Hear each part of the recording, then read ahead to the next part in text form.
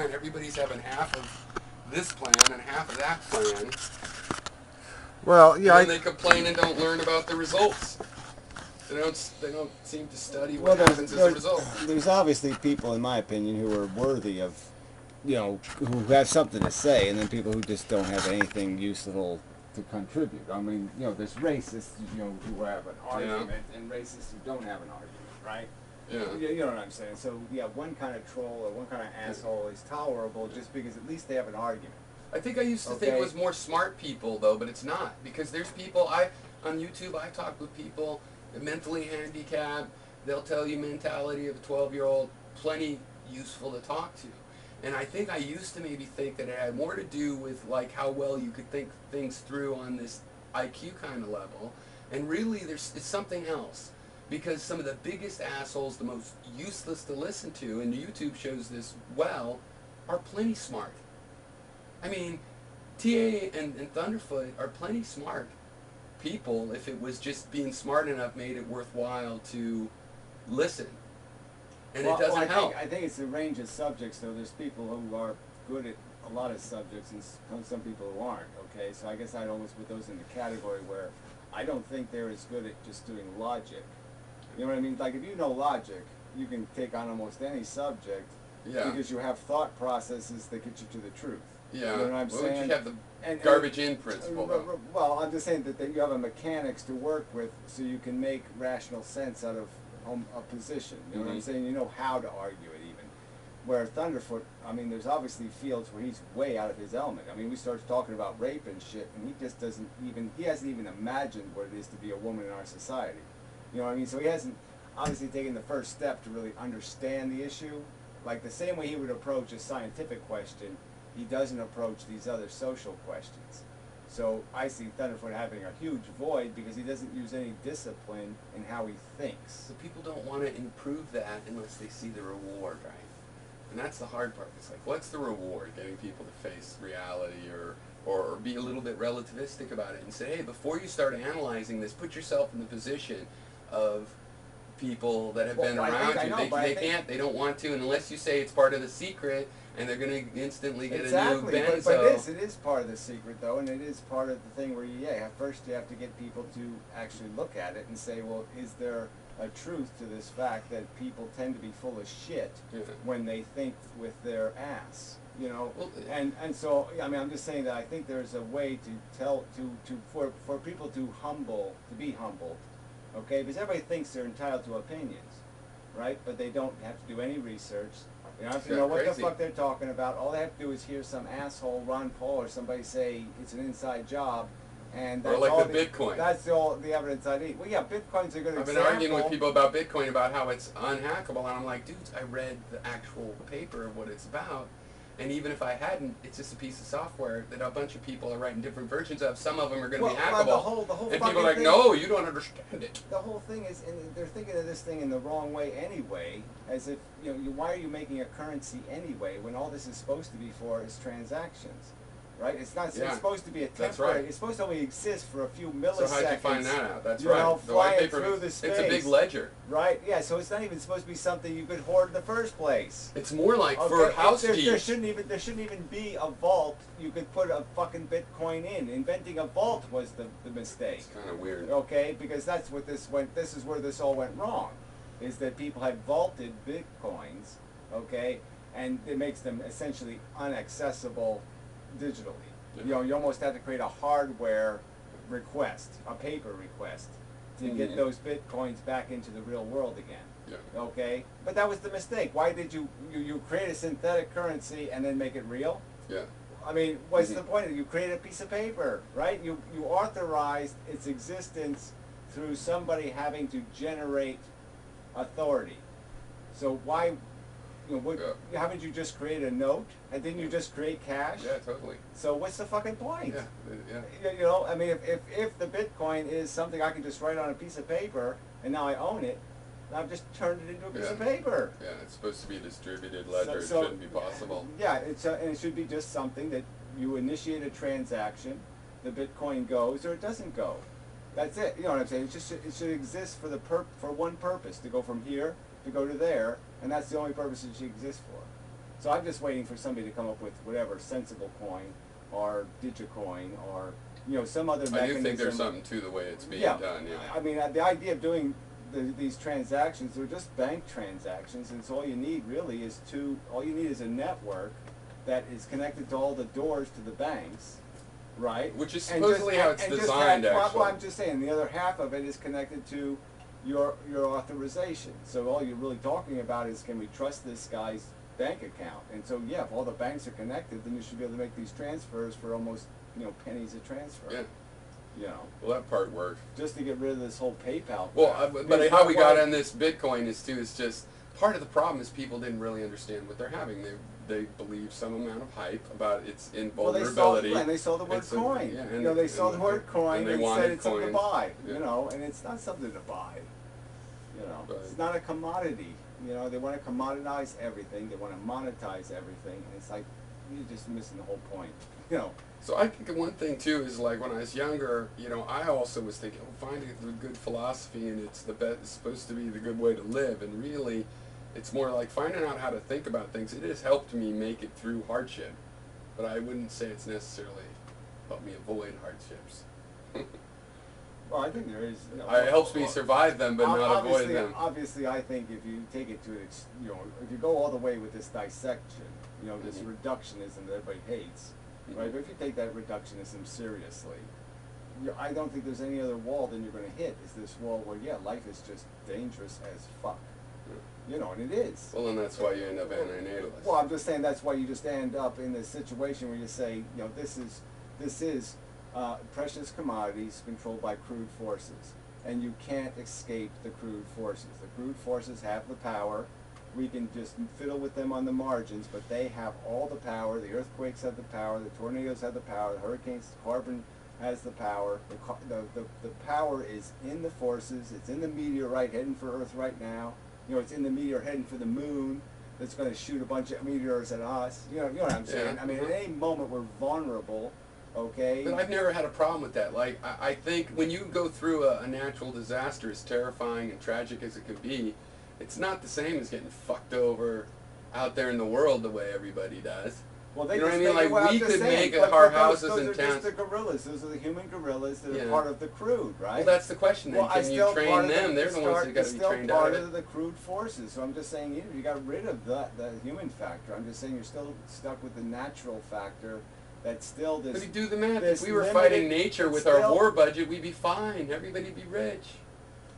You keep going back to the same argument that nobody disagrees with, but I'm just saying me and you aren't going to disagree with it, but I'm just saying pragmatically we can do nothing about that, so that's not a place we can pull victory from, and we know that doesn't even matter, right? It doesn't matter whether you're $40,000 or $70,000 overdrafted on your credit card, right? Mm-hmm. I mean, you can't pay either one, so we know that it's all an illusion anyway because we're bankrupt. Yeah. So you could say that, well, we could all be rich. Well, we really can't all be rich because the only thing keeping the economy going is this fake money they keep putting on the credit card. Well, my optimism though is that there is a lot of people that want to make things better, and we argue a lot of times about not knowing what they are, and so I just feel like there's a lot of confusion inserted into the culture that's making people that want to make things better feel and be ineffectual. Right. And people that want to just go rape, they invent fracking, and then boom, they're doing great. The thing is crashing, and you think, okay, we can deflect, and then we can fly a little bit, and then we can bounce, and we can fly a little bit. Just that it's possible. I know, but not that we will. I'm just saying. Looks like we're going into the ground. I'm just saying the real game to play is just to minimize the losses. Take the gasoline out of the tank. Jettison the weight, make this as graceful a squish as possible because there's no way to survive it. There's no way to bounce off of it. Let's just gracefully. Well, if the current system ends, it's supposed to do in a crisis. It's designed to end in a crisis. Yeah. Well, I know, but a crisis isn't just like, okay, it's over. We hit the brick wall and we're dead. No, we're going to end up buried under 5 million tons of rubble. We're going to be sawing our own legs by the time we dig ourselves out, the rats will have taken over the surface again. We're going to saw our legs off, and then we're going to crawl to the surface and be one-legged, and it's going to be a slow, miserable, horrid death. I'm just But saying, you think that's going to happen? I mean, because you don't spend a lot of time on the collapse issue. well, it's going to be dystopia. Yeah, I mean, we're not going to. That's what I'm Well, how worried long do you about. think it's Okay, gonna take? the end is going to look. The end is happening. Okay, we're going to crash into the carbon wall, or we're going to crash into the economy wall, but we're going to crash. You mean who we though? Well, 100 I mean, years? we, the planet Earth, yeah, It's and gonna happen soon, okay? Yeah. It's not going to happen, you know. 1,000 years. We're not going to be here 100 years from now as a Yeah, civilization. it looks like it's within a century to me you know, too. there's a big bang coming, and it's, you know, it's going to wipe out the infrastructure. It's going to wipe out your electricity. It's going to wipe out this and your food and all this other crap is all going to disappear, and civilization is going to go back to being, you know, these gangs. You know, the New York gang versus the Connecticut gang. That's what makes the current situation not even look so bad, is that it can't, it's like with the libertarian and market anarchist type. I mean, it can be a lot worse. We'll have the same system without any of the guarantees. They're like kludges and band-aids, but they did something. They quelled some bleeding. Well, and like right now, we don't even care. Like if some government takes somebody, used to be if that guy died in their custody, it was like, oh, we know Machiavelli, we know that even if it was an accident, and they tried to make that not happen to a certain degree. At the same time, they're assassinating other people. Now it's just like, yeah, he died in our custody, it was natural causes, and we're supposed to believe it. I'm just saying there's still going to be plenty of human beings who are just going to be living in worse and worse conditions. So there's not going to be any victory here. Well, you know, we're just going to diminish the human condition, because we know humans will live in absolute shit. They'll live in cardboard boxes in sewage. Yeah, and they'll eat garbage. And that's they'll what they resort do. to having 10 kids because They 7 will of them do, die. and that's what they'll do, exactly. So we're just going to go back to being this disgusting, primitive. But we have enough knowledge now. We should have enough knowledge, because in the 70s, we're talking about the problem with the system, but not being a truther about it. And the difference to me is when I was a kid and there are people talking about the corruption of the system, it was a lot of rumors compared to now, where we know for a fact, and we even have current WikiLeaks kind of stuff telling us what's really going on that we already knew, that people deny, that we know at the same time.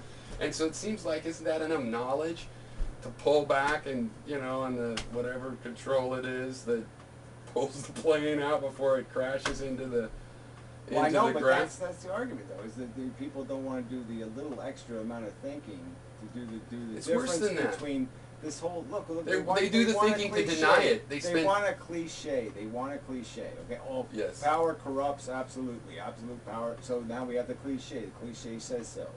Okay. And then whether it's the, like I said. Well, that's what Lakoff is basically saying. well, you have to invent new cliches if you want to change people's minds, and well, that's easier what said I'm than saying done. is that if you get people to start thinking about their psychology as just a psychology, and not about it as a mystical, you know, free will bullshit force. No, it's something that's just a mechanical reflex, and that those reflexes can be the best part of you, or they can be the worst part of you.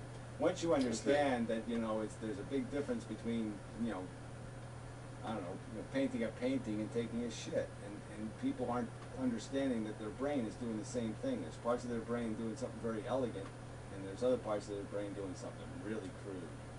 Well, that's the Scientology thing I saying. Yeah, if people could realize that it's okay to be a little bit at war with yourself because you're figuring out, and there's various urges, and we are evolving, and we aren't trying to be in the state of nature where you lose your kids to a disease that's curable. You know, I know it didn't work, but I mean, I liked my lizard, ape, human metaphor. You know, because just once you recognize that there's a crude force that has no respectability. You know, the crude bigotries that exist inside of us, and then there's this ape who's a bit of an asshole. Okay, he's a little better, but he's still going to use a brain for a hammer. You know, he's just going to be looking out for himself, and he's going to have a very myopic view of the world.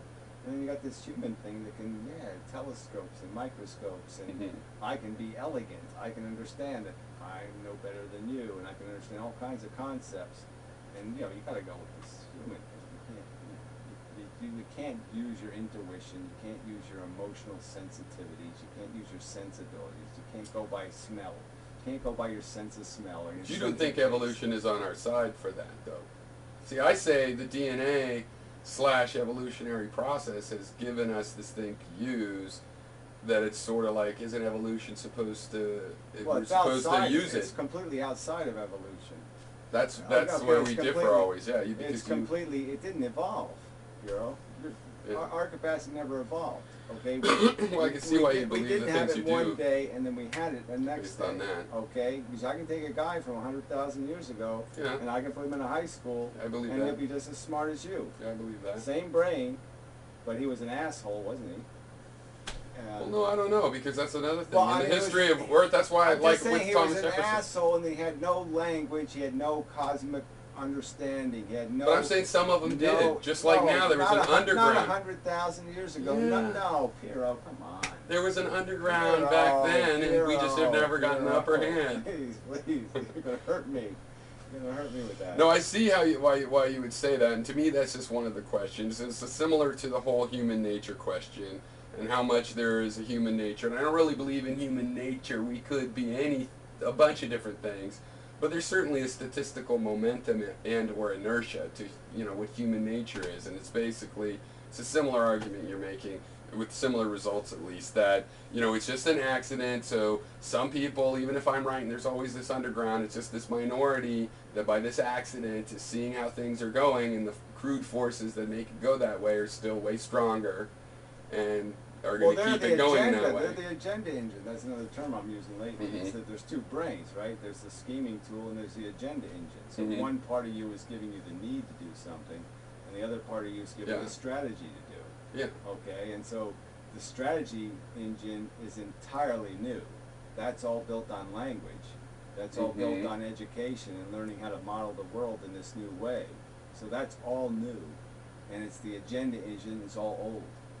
See, but you're saying every brain then is the strategy engine, which to me is like, isn't it obviously we're not doing the right strategy? Well, I know, but that's because we don't understand what the psychology is. So people are still listening to the agenda and using it as a scheming tool. And they're not realizing that it's a scheming tool for the whole game. We don't have to scheme as individuals. We're not individual brains playing. We're not playing a single player game. Okay, it's a multiplayer game. But see, this is also why then I like to not give up on spirituality and the language of that, because I think that spirituality, for all of their faults, people that try to pursue something spiritual tend to at least get the rhetoric of this bigger picture. That we're supposed to scheme on this bigger picture of how things are connected, and how, and then maybe I'm scheming on things so they'll be better for my grandkid instead of me alone.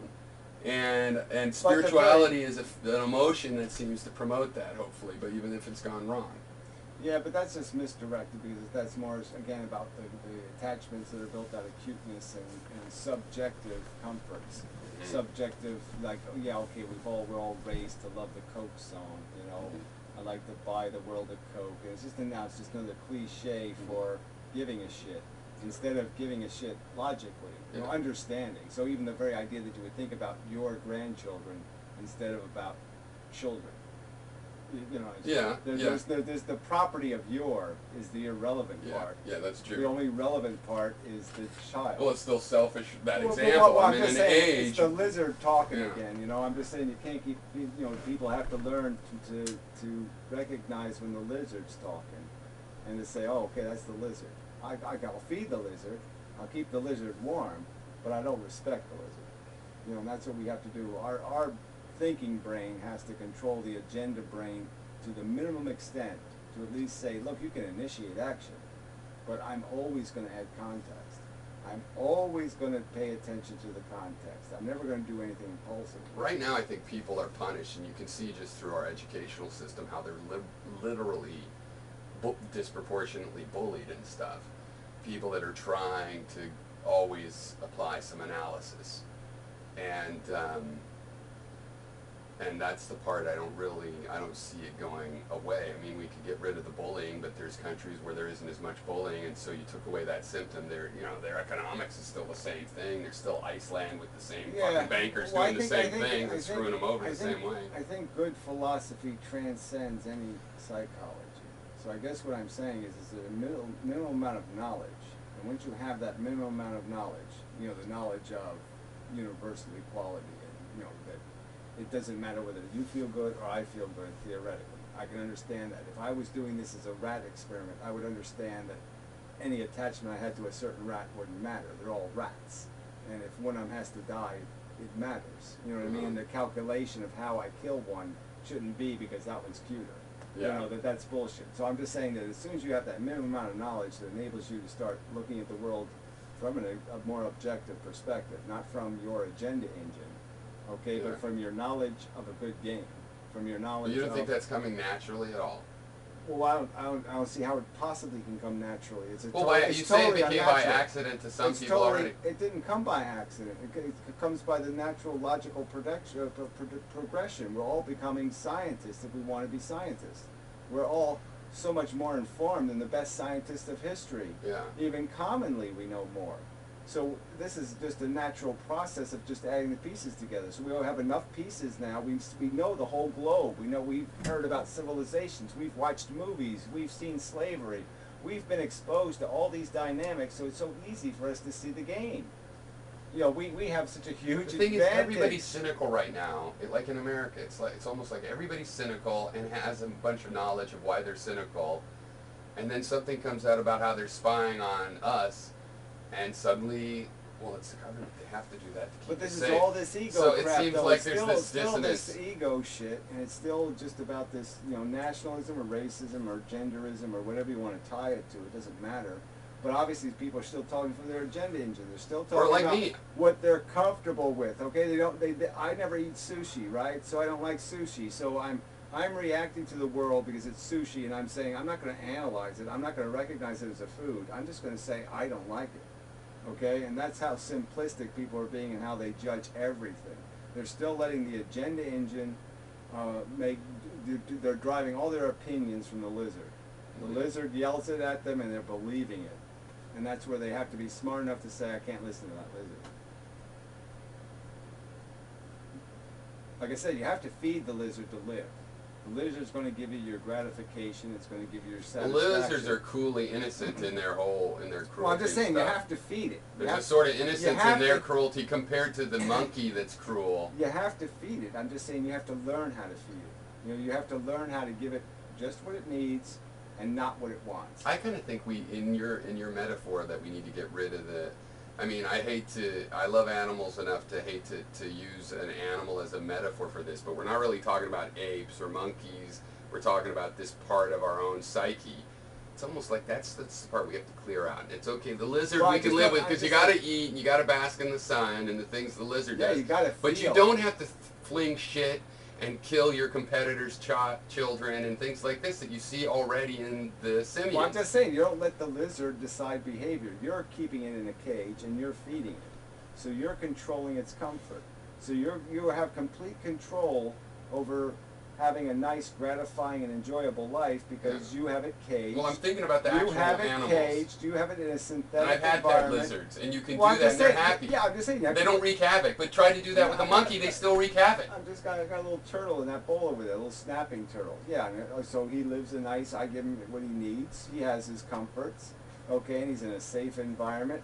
And I'm just saying we have to do the same thing for our agenda engine. We have to keep ourselves happy, but we don't let that native animal loose. And that's, to me, it's such a simple concept. It's so obvious. Like, why would you let it loose? Why would you let a dinosaur loose in the yard or something? You know, you just wouldn't. You'd keep it on a leash. You'd keep it controlled. And so once you understand your agenda engine as a primitive mechanism, and that this part is the non-primitive, this is the good stuff, this is the Einstein shit up here, you know, live on this stuff. You just reminded me of that video I made of you where I printed out your face. It's still one of my favorite videos I ever made. Yeah, the French video. It's speaking in French. And because I love Baron von Munchausen, that movie, and it used that. Do you ever see that movie? Yeah. And I was talking about that because that's the other thing though is that is talking about the head where you really are feeding all the urges, but you're pretending not to. You're just above that, but you're not really. But I agree that we do really. There's a way to bring that all together and then have your final actions be mental. And that's the thing I'm saying. It's like it doesn't guarantee any kind of success. But I mean, I know when I've got lost in life, I know how I got there. You know what I mean? Oh yeah, I decided I'd climb on that cliff, and the rocks were loose, and I went down in the canyon. At least I know where I fucking am. You know, if we had a pause button, you know, that other people could press or that we could press, you know, because it's just all it takes is that little bit of pause where you say, what's deciding, what's making me do this? Is anger making me do this? Is, you know, horny? What's the function that's taking place? And just recognize that, okay, maybe I should chain that up a little bit. Well, this is what I was saying about my in real life aspect to this is that my issue has been trying to help other people, and the difficulty of that, and of carrying them through irrationality. Or my wife, that you know, we did not have a good relationship, and I thought I was going to save her, and we did both grow, and I grew, but it was like, in the end, I was making decisions like that, but I was doing it through this filter of, okay, I'm going to accommodate this irrationality. And that's what I mean about my tolerance is being tested now, and it's also, I'm 46 or whatever, and so it's an age of my life where I don't have time to fuck around and experiment. Even if I'm wrong, I'm going to go with what I figured out so far. And the thing is, even younger, when I was more confused, decisions I've made that were within my realm or had to be, you know, I did this way, and I'm happy with how they turned out. But the decisions I made where, I'll just trust you, okay, we'll do it your way, and you'll learn from the result, and we can learn together the way I learned this already, but now we'll go through it with you, and then you go through it and you don't learn it. Yeah. Well, I guess, you know, I guess my life lesson has just been one of futility, is that control is an illusion. The only thing you control is this brain shit. Yeah. But the real world, that's really, you know, you're just, you know, your good intentions are always going to be thwarted and turned upside down, and it's so delicate a balance, you know, because you save somebody and they kill somebody else, you know. No, yeah, enablement. You know, you're just like so fucked because, you know, your influence is so frustrating. Well, that's a more pop-sci way to put it, is that dealing with issues of enablement. Well, it's just you can't just apply logic, because the chess pieces are 5 plays ahead. You know what I'm saying? Everything's going to happen. Well, it comes back to the cliches. 15. If you had a cliche logic, and it doesn't have to be literally cliche people already know, but something like a cliche, people can follow that. But the top part of your head might not approve because it doesn't really fit together. That's the first thing we should know, is that that's not going to work playing a complex game like chess. You can't play it based on a cliche. So that's not going to work. It is more complicated than that, and it is so complicated, there's no point in even trying to manipulate this in any, you know what I'm saying? So we're back to the end, and I just argue, but I'm just saying that there is a part of life that you just, you know, you have to settle for playing it badly. You know, by no fault of your own, but you just have to settle. This is the possibility that I will totally fuck up, even though I tried to anticipate. But people want the secret. They want to think, no, I visualized it, so it's for sure going to go right. They want that piece of art. But isn't that just totally destructive? That's why it's not easy to sell. Well, you know that. Thinking. Well, you know that's dangerous, right? Yeah. So the point is, we have to make the argument that, you know, that isn't the solution. The simple answer isn't the right answer. I mean, it'd be nice if it was, but it's not. Yeah, but I was also getting in lately to some of the things, again, that were promises from the 70s, the few that turned out, like all the Peace Corps people going out and giving condoms to people in South America and stuff. That did work. It was pretty simple. People that went and dug wells, those people got clean water. You know what I mean? There's some simple sounding things, but the complexity we're really talking about is people's emotional driving factors. Yeah, and what happens? They don't want to use and these. what happens? There's engineering solutions. What happens 10 moves down the road where they don't maintain what they got built, and they stop using the condoms, and then everything you gave them, they now turn into. Well, we might not know, but like if we're 10 steps down, we went on to the next thing, and then we let it decay. Now I don't get it. I mean, when we were kids, this country, for all of whatever the crimes and misdemeanors of it, I don't know about the whole country, but in California, there were good schools and roads. I mean, people were actually pulling that shit off, and now it's just decaying. So it shows that 10 steps down the road, what are we, 5 steps? Yeah, so 5 more, and we're back to gangs of people in the libertarian paradise. Well, yeah, or gangs of... It has been proven possible to do better, though, and it's a lot of simple engineering solutions about how do I get across the river. I can build a fucking bridge that'll eventually fall down, you know, but my kids can fix it. And we just don't do that, and we're obsessed still with blowing people up in the 21st century, and we're discussing torture and shit.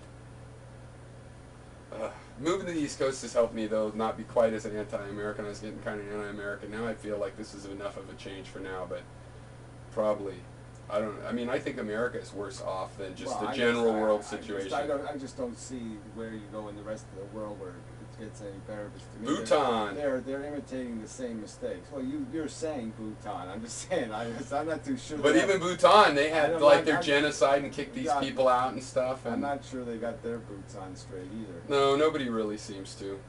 You can't really run away or go to the side. Or I saw all of the baby boomers doing their co-ops and their communes, and like hardly any of those did any well. And the ones that did were just bought out by the most ambitious one and turned into whole earth or whatever.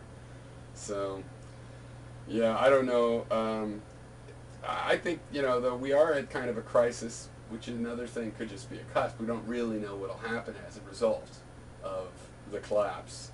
I would like to help make it not too big of a collapse. Like you said, I mean, maybe we can at least get the gas out of drop the fuel so that the plane's lighter and doesn't burst into flames, and then maybe make a little commune around the pool. The best hope I have is just reducing the casualties, so that's all I mean, my... But are you giving up hope to everybody just never having more kids? The hope, there's no hope. Well, I'm just saying I'm giving up hope. Well, no, I think people will not have kids if they, once life gets miserable enough and they still have some education, then they would not have kids. But yeah, obviously they have to put something in. Obviously the people who don't want it to happen have to stop the people who will make it happen. Yeah. So again, we're back to this argument. Most people are already anti-natalist in their behavior, and they're just not willing to impose it on the 10% who are creating the problem. So it's 10% of the population that keep making the mess. You would say only 10%. It's more people than that have kids. No, that have enough kids to maintain human existence. It isn't. Oh, I see. That's right. Okay, you got your mathematical thing. I remember. They're all the surplus. You're just trying to get to well, a 1.9 level. Well, I'm just saying those surplusers are really down there. You go down. I don't think misery would do it though, Gary. Misery people will with just with knowledge. Don't forget the knowledge, right? That misery, saying, boom. No. You just take somebody who has a little bit of taste, who's tasted the better life, and put them in the shithole. I'm just saying that they'll focus on raising their kids, and their kids won't know anything. Well, I'm just saying won't I don't think they will. I think they'll be scary enough. Okay, so I'm just saying I don't think the knowledge will go to the same kind of reaction. If I was right now, I'm saying is ignorance makes babies. If I wrote a sci-fi story where people became anti-natalist, it would actually be through success and being educated enough to just decide to only have one kid and do the math and hey, the humans will be gone in 10,000 years or whatever. I just think the logic is easy enough that you should do that math actually. What if people had a birth rate of 1 in the world? How long would it take to be down to the last 225 years? So it's too many. It's too long. You're not willing to wait 225 years because we might have the answer by then. I'm just saying we're not gonna. Yeah, we got to do something. I got to find a magic bullet. I got to find something that goes right through people's little heads and bingo. Oh, I get it now. Well, I would be really happy to make a tool where people could think better and decide whatever they wanted, because I'm kind of my judgment against people really is limited to there's a lot of bad thinking, where people aren't even getting their own selfish desires met by their bad thinking. It's not even good enough that their schemer is actually working for that urge. I'm just saying that the people who know better are going to have to get more comfortable with taking. They're going to have to. The bus doesn't have a driver, and they're going to have to get. They're going to have to get with the program and say, okay, I know how to drive a bus. I'll drive. It's this idea that we're just letting the dumbest, stupidest people on earth drive the bus. I mean, it's so backwards. The retards are driving the bus. Totally, and criminal retards. Yeah, and that's got to change, or there's just. We've got no hope at all for anything. But I'm just saying, even if we gracefully bounce and you gain flight again, there's nowhere to fly to. It still is a lizard. Okay, so you're just making you're just making lizards happy. And there's a meadow just 100 miles. I'm just saying, what's the point of making lizards happy, right? I mean, I wouldn't populate Mars with a bunch of happy lizards. I would. I know, but I wouldn't. It doesn't make any fucking sense at all. Lizards but they do know how to enjoy themselves. They rot and die like everything else. They sunbathe. There's no fucking point, Pyrrho. They sunbathe. There's no point. It's eat bugs. It's a retarded agenda. Come on, let it go. there's nowhere to go. I'm just saying there's no singularity. There's no blah blah blah blah blah. Well, I don't ever see it into that conclusion because I don't think it's works well enough to even make that conclusion. To me, it's such a mess that feeding off of you'll never get rid of life. I know, but you're still doing the same thing. You're saying I, the lizard, like chocolate. You're never gonna get the me like chocolate. Me like chocolate. And so you're saying the universe should have chocolate in it because you like chocolate, and it's just so obviously lizard thinking. I know. Okay? But you're just saying, I'm going to shape Mars into a chocolate bunny. I mean, what? No, that's not smart. It's stupid. You're just letting... But you're never going to convince the lizards not to reproduce, or the amoebas. You're never going to stop them. The point is, I say I don't have to convince them. I have to convince the thing that has the lizard on a leash. So that's why I have to get people to put the lizard on a leash. So once they have the lizard on a leash, then they can stop it. I have to give them enough knowledge in their head to say I have to put the lizard on a leash. And then once they know they have to, then they have control. I just feel like the main problem for me right now of people, in a non-judgmental way, is that I don't think people, like the Socrates know yourself thing. I don't think people understand themselves. And I would rather they figure out what they really want first. Because it's hard to see what they really want. But no, they want to be celebrities, but they do nothing to become a celebrity. They just worship celebrities. Exactly. Things like that don't make sense. Well, it does make sense. They want it, but they don't want to work for it. That makes perfect sense. So stop thinking about it. Do something else. No, because it's fun to think about it. I mean, fantasies are fun. But it's a painful fantasy. People are going through, and then... No, that's like saying the lottery's a painful fantasy. It is. I hate the lottery. Exactly. But why do you hate it? Okay. Because you know it's not. You know it's not cost effective. Yeah, it's right. Not, exactly. And it's not fun. Well, I know, but people do have fun. Because like gambling people in a casino. People do have fun. Well, they shouldn't. Well, I know, but they do. Well, that's why they keep doing it. That's why they keep going week after week. They go back. I feel the same way about slot machines. Because I go into a casino fun. and hope is fun. Shaping Mars into a chocolate bunny is fun, but it's stupid. Maybe that's the thing. Then I don't enjoy hope. I really don't enjoy hope at all. It makes me uneasy even. When people start hoping that things are going to go out, I go, this is just an excuse not to plan well. People need to plan better and hope less. I mean, obviously I don't like the word, but I mean, I'm pausing, okay? I'm doing my Einstein thing, and I'm trying to be fair to the word, because I have to say that, well, obviously I live on some measure of it. Yeah, okay? I mean, people have shown me that too, of course. I mean, I'm quite obviously living on some long shot that I'm going to be able to do something to navigate my life. I'm moving to Maine. I've been there once when I was 12. Well, exactly. So I hope I can survive there. I definitely do. So I'm just saying, I don't like the concept, but I have to admit that I live on some of it. Yeah. You know. Well, that's another reason I'm not good at selling stuff, like selling this idea or selling this hobby or juicing it up, because to do that, there's something that's synonymous with hope. If hope isn't the perfect word, you have to inject this hopeful idea, and that just always feels like bullshit to me. You know, I could say, here's a map.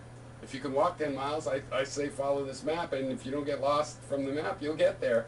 But that's different than, but I will make it, I will get lost, and giving them hope that they'll make it. I'm like, yeah, probably you could. You should be careful, you know?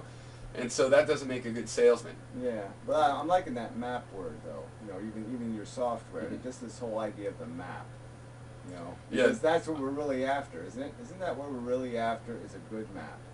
You know. This is what I was talking about when I say maybe people are ready for some of the ideas I had 20 years ago that now they've used the computers that long. Because part of what I'm definitely going to do is just play with things I think are cool.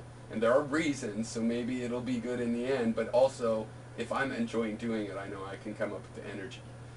You know, I don't have to hope that it'll be successful if I'm enjoying building it. And the map kind of thing is an example of where I'm saying, well, maybe I don't need to make tools for other people so much as make things like that until people like one of them. You know, and it's easy to make things now, and I've got a lot of software, and there's a point at which, you know, it's a bunch of tools, and you can build all kind of furniture. Maybe people don't want chairs. Maybe, you know, because I have come around to the thing of it'd be good to have something people did want to use and reproduce, or else it really is kind of futile. I mean, I don't think it's futile to watch after your own self in one sense, but in another sense it's ignorant, because you can't. I mean, we're our shoes, who worked to make our fucking shoes. I can't pretend that it's okay just to, you know, make a living and then die. You know, I believe you have to try to work on this bigger problem. And in that sense, you know, I'm just rewording that I have to have hope in that. We can pull out the plane. And I'm kind of like, you know, terminal optimism, where if we don't, we were going to wreck anyway. But if I'm not even trying to pull back on the yoke, then of course it's going to crash. And that is hope. Well, yeah. But I'm just not good at selling hope. It's hope piled with a big pile of responsibility that's pushing you through the hope. You know, because that's how I'm looking at it. I'm just looking at it like, yeah, well, failure means that you're going to live in that future. Mm-hmm. You know what I'm saying? I mean, I see it as a, you know, yeah, it's not me directly, but it's going to be somebody. And you always talk almost like you believe a reincarnation thing. I mean, your language is often that the future is putting you through something. Like I said, I can't make it. But that's empathy. No. That's you with the bigger spiritual picture of connecting with other people. No, it's me recognizing that I can't distinguish between the rats. It's me recognizing that I'm ratting, and all these other rats are going to be ratting, and how can I make a distinction? So what's different about a future rat than a now rat? Mm-hmm. There's no difference. Oh, well, my name's different. Who cares? But if everybody I'm just saying, if I don't save that guy, it's still my fault. Whether it's me literally or me figuratively or not me at all. But I just see it just doesn't matter, because I know the tree's going to fall and it's going to land on the fucker. And he's but if more people saw that, then it would be solved. Well, that's all I'm saying is that's my agenda, is to say this is the map of your existence. If more people saw that, we wouldn't have to. This is the map of your existence, okay? You are rat 4,678,000, okay? You are not fucking Mr. Magic. You are not, you know, Cleopatra reincarnated. You're just a fucking rat, okay? Now, this is what happens in the maze. If the rats don't do this selfish thing and this selfish thing and this selfish thing, and they work together, they can reduce the casualties by this number. They can reduce the, you know, harm by this number. You know, I mean, this is just economics. Well, this is the thing. If people had that any version of that perspective, then there are simple solutions of don't do this self-destructive thing. Let's just say self-destructive even instead, because I think getting rid of selfish things probably, you know, but let's just say self-destruct. I'd like to see the world when the self-destructive parts were taken out and see if the selfishness didn't add up to there's a cupcake for everybody or not. And probably there wouldn't be, but I'd like to see the self-destructive answers. And they're there, but people have to see others. Some kid born in, you know, Africa and this, or in Saudi Arabia or or North Korea. But even born in America, we got. I mean, someplace they think of as other already. I'm just saying they definitely even in America. They don't even recognize it in their own freaking world. We've got $17 billion worth of debt. Or town. Well, okay, it's not a fantasy that somebody has to pay that in the future. Okay, that bomb doesn't blow up in their face. They don't feel a connection to it. It blows up in the future's face. Yeah. I mean, how can you sit there and discount their existence? How can anybody sit there with a straight, logical face and say it's okay for them to get blown up, but it's not okay for me to get blown up? I mean, you can't get any more not in my backyard than the bullshit people are I know, doing. at the same time, we're still in a society that's all that. But think of the children. We're just so fucking contradictory in what we do. It's just absolutely a lie, right? I mean, it's just a lie. They're thinking about their children, and they're figuring, I'm going to be strong enough to be there for my kids. And that's all that they're thinking. That far, like I said, don't even think about their own kids' mortality and all this other kind of crap that goes on. You know, so I mean, you know, there's so much. That's what I mean by the map of your people's lives. Your life is a lot more complicated than the crap they taught you when you were a kid. You know, the bullshit you were fed by the Flintstones is not fucking life on Earth. It just isn't. We have to go up with a better narrative than SpongeBob. Well, my other theory has always been that really, like artists, like politically, if we could make a world. But then I found how crazy and psychotic all artists are. But I still think they're on a route, because, I mean, it's one of the few things where people get inspired to an actual new way of looking at things and placing themselves in the universe. It's another mechanism, though. I mean, any kind of distortion. So, I mean, whether you're distorting to, like Einstein, whether you're saying, okay, I'm going to pretend to ride on a light beam, you know, and so that's a procedure you go through. And artists are doing the same kind of thing. They're basically just playing with something, saying, well, what's the contrast, or what's the manipulation? If I do this, if I distort that, does this do something, you know? So it's almost a mechanical process also of losing yourself by distorting things, changing how you react. You know, it's like walking a wobbly fence or something, and you deliberately make it wobble, you know, to force your balance. You know, but that's all we're really doing is just reacting. But you know, depending on what your objective is, it's just a different kind of creativity. You know what I'm saying? So in a way, Einstein was an artist.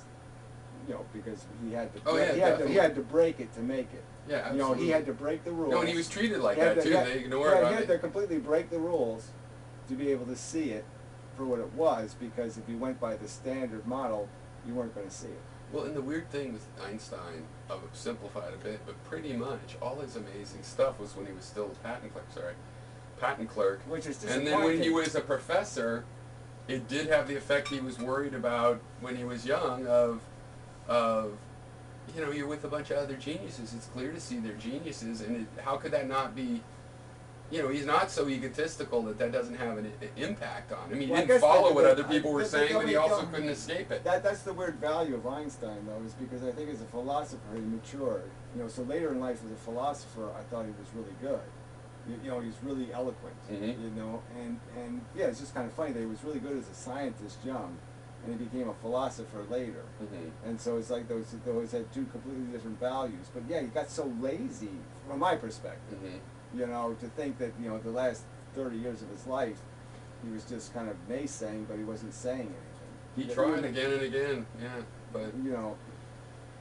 But it got pretty sad. Like when I read his biography, I was surprised at how bad it got. It got to be like, you know, he was dealing with fellow scientists that were on the equivalent of climate change deniers or something. And maybe there's a grain of truth in that. Yeah, I mean, I do believe there's a grain of truth in the Einstein case, but it was just kind of funny. I mean, he was very, you know, everybody that was carrying the helm of modern physics basically had gone on in this other direction, and his allies had become a very small set of people that would react, for example, to reputation. And you know, of course, I'll be happy to be on a paper with Einstein. I just wish I could have been, you know, I wish I could have been a lizard on Einstein's desk and just whispered a couple of little things to him just to see if I could have got him to think a little. Because I think he got too lost in his abstractions, you know, and he needed, because he sort of broke his own rule by even imagining going the speed of light.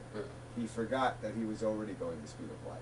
You know, that the matter in him was already going the speed of light. And if I think he would have thought about what really happens inside of an atom when you move it, how does the photons inside the electrons still move at the speed of light without going faster than the speed of light? You know what I'm saying? So yeah, I see that as like maybe just that might have been a critical error he made, is that he stayed with his metaphor, and his metaphor was really great for seeing some things, but it was an analogy. It wasn't the truth. You know, and so he kind of broke his own rules and then started saying, well, time dilates, or this happens, and I'm saying, no, the matter changes. Okay, you didn't change time, you changed the matter. Because to make the matter go the speed of light, you've changed its configuration, you've changed its aging process, you've changed the orbits of its electrons. You know, and that's why it actually behaves. Have you been working on that lately? I was watching your videos. I'm always fiddling with it, but I'm just saying. It's similar to there's things in the sort of the quantum computing version of quantum mechanics now and stuff. It's similar, and there's people that work in like this cellular automata type of idea, where basically, I mean, motion is something tunneling. You know, there is a speed of light aspect to, or even instant, you know, to how things are moving, and it's not really. It's more like you make a perfect, like the way a wave moves.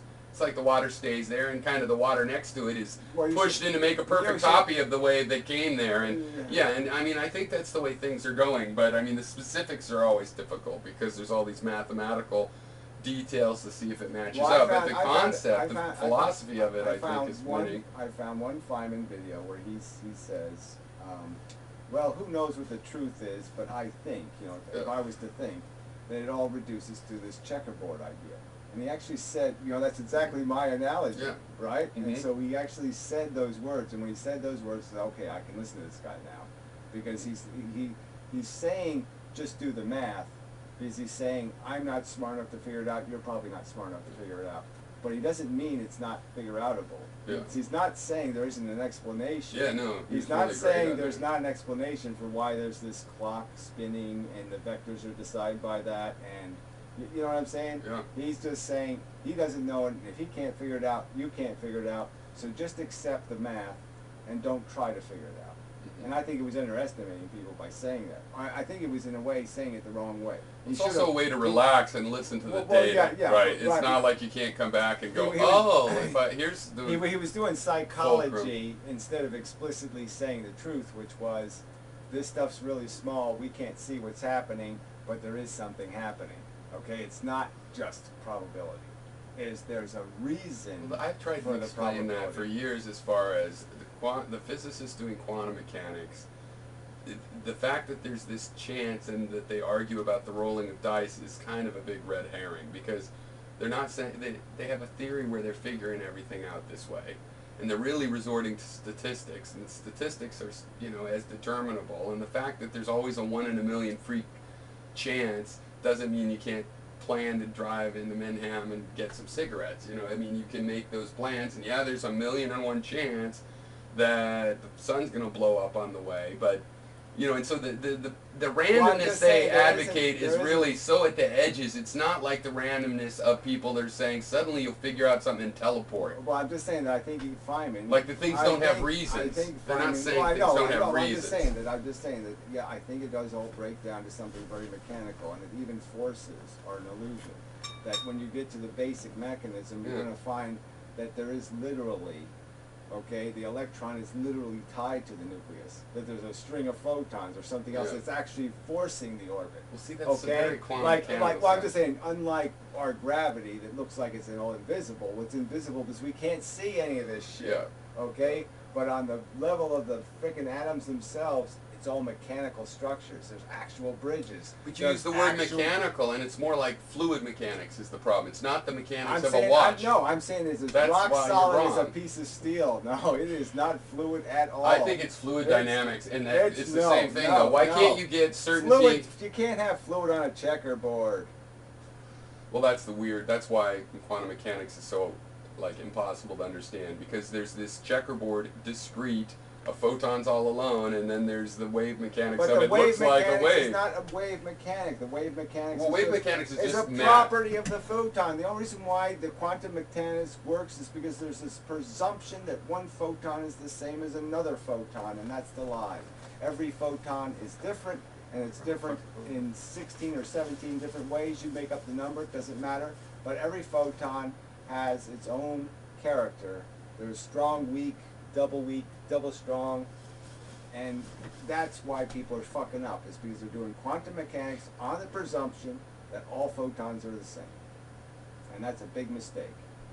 They emphasize a lot about that, the sameness. They're all unique in some respect, but basically they're also very much the same. Well, I'm just saying, I noticed that when I don't look, I can't do quantum mechanics, but I'm just saying when I did my analysis of it, that's the first thing that popped out to me, was that there's always a presumption that there's no variable inside the photon.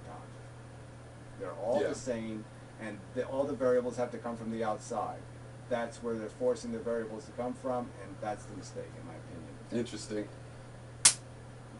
Photons are changed by every interaction they have.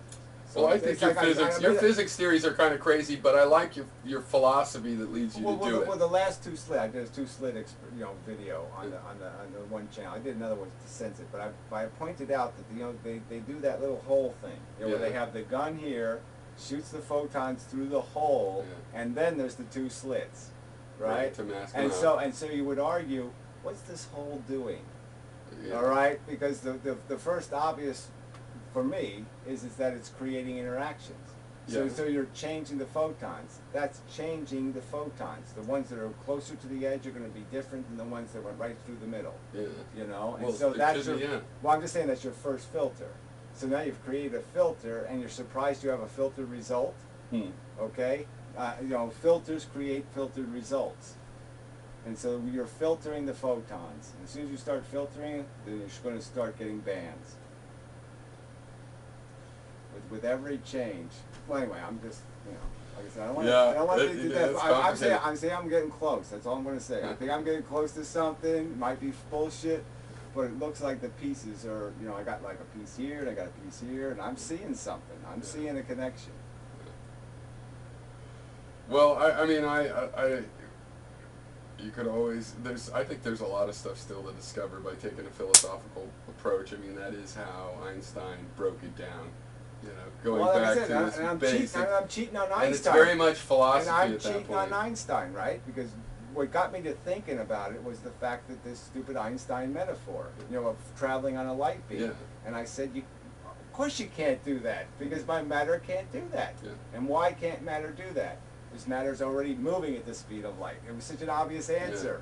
Right? I mean, it seems obvious, right? It's already moving the speed of light. How the fuck can it possibly go the speed of light when it's going the speed of light? Well, it's funny because I don't believe my own thoughts on this per se, but I've always had some idea that, you know, E equals mc squared means that you captured this energy, and energy still wants to be moving in this infinitely smooth, well, let's say it has slippery to. way. Let's say it has to. Let's say it has to move. It doesn't have a choice. The light must always move, and the only thing you can do is catch it. Well, in quantum mechanics, it's kind of like that. Everything's moving like that, but there's a standing way. Catch it. All you have is one thing. You have photon. Well, and like the electron is that. It is a thing that gets caught, and it is moving right, around. and the electron, imagine the electron as a double helix. Okay, so we can use the double helix again. Mm-hmm. Imagine the electron just made out of photons on a double helix. Yeah. So the photons are moving the speed of light, but at the same time they're spinning. Yeah. Right? So the faster they spin, the slower they move. Yeah. Right? The slower they spin, the faster the electron moves. Right. So the speed of the electron is dictated by the spin of the photons inside of it. To me, it's a perfect explanation of the variable speed of electrons. Yeah. That's interesting because you could do some math with regular physics to that, because the electron has a wavelength. You could figure out how much. Well, you need to figure out like what the size, the geometry of that little of the and the wavelength could be the axes on the helix. Well, it's how the wavelength would for sure be helix, how fast it's spinning, right? Exactly, but I'm just saying the helix. If it has a really fast thing, then that means it's the helix has this automatic.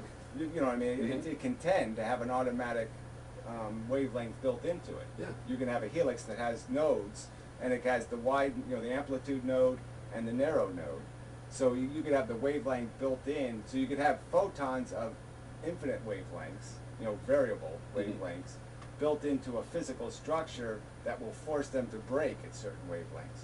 So when you exchange photons, a big one could come in, okay, and you pop out a little one. You should write a simulation, a JavaScript simulation to visualize yeah, exactly. Because that is the other thing that's kind of cool. I mean, when we were kids, they were still saying that there isn't geometry to the atom. Just stop thinking about that. Now they're back to, the molecules have shape and they wiggle and they're little gel. But this is the problem. I mean, they have geometry again. They have sizes. Look what they've done to the Standard Model, though. They've turned it into this preposterous thing where they've included into it a bunch of things they've discovered with these stupid accelerators. The particles that only last a .0, Planck constant in time. That's how long they survive. Yeah. So they're so eccentric and so unnatural, and yet they're considering them natural products. They're considering them natural. Well, just because they predicted they'd see that if they were right about how stuff worked. Well, no, they're not doing it that way. Yeah. Okay, they're doing that based on the same presumptions of all photons are the same and all mass has to equal energy and all that kind of crap. So they're just doing it by the crudest standards. What I'm saying, though, is all they've done is broken things and created unnatural lengths of electron. You know what I'm saying? Lengths that could never exist in an atom or in nature. Well, but they've explained that. They're well, I'm just saying they've broken, the mechanics, and then said the part is a real part. And it's not really a real part. It's an eccentric part that they've created by exploding the damn thing. I mean, obviously the bumper always flies off the car in one piece. Doesn't mean, that the bumper makes the car move. Yeah. There's an argument to that. The thing is, they have pieced everything together so well. You do have to contend with the system. They only pieced it together so well is because they forced it to piece together. Well, not so entirely. Well. I mean, for example, with the LHC, it's killing all these superstring theories. They're all dead. Because they predicted particles they weren't seen. But the standard theory just predicted one particle left that hadn't been seen, and they've seen that. So whether it's a particle or not, and that's a confusion or not, it's still true that they don't always get to see what they want to see. I mean, all these string theorists are fucked now. All they're seeing is... supersymmetry, you remember that? Yeah. That's what every physicist thought 30 years ago. They were all getting on board, and now those supersymmetry theories none of the particles that I'm they just saying predict it's all have been made seen. out of the same crap, and so I'm just saying if I say a photon is like I say it's like I like using the ring example. Okay, Mhm. magician rings where they lock together, so electrons could have an open end, Mhm. and one end overlaps the other end, Mhm. so it's like a hook. Yeah. So it runs into something and hooks right into it. Right. So there's a mechanical bond, between the two electrons that way, because now they're hooked inside of each other and they can't escape each other unless they're at exactly the right point. Because there's this weird thing with ligand. electrons and pairing and. Well, and so I'm atoms. just saying that they take something like that. They take this two rings and they throw it through this accelerator. And what I'm saying is all they're getting is broken pieces of electron. Yeah. They're not getting a real particle. They're getting the mechanics. No, I of an understand what you're saying. electron. But see, this is why I like wave mechanics, because if you're saying everything is wave mechanics, then yeah, when you throw the, when the wave's coming and you splash it away and make it away, you get splashes of water, and you can't say that that's really that much about the wave. And so it's a similar kind of an argument. Like they're calling it an unstable piece just because they haven't ever got a smaller piece. Well, and the reason why it has to disintegrate. But it still means that like the ring is made of that thing in some sense. Like that's the know, material, that's the metal. It can never exist as half a ring. Okay, it can never exist as half a ring. So that's what I'm saying is once they break it, okay, it has to reform into a ring, or it has to disintegrate, but it can't maintain itself in the condition you put it in. Yeah. And that's why I'm saying that. Well, they just express that as I'm just instability. saying, so yeah, I know, but they're not. What I'm pointing out, what I'm attempting to point out, is that it's not, in terms of modeling an atom, this isn't the real part. Yeah. Okay, it's like.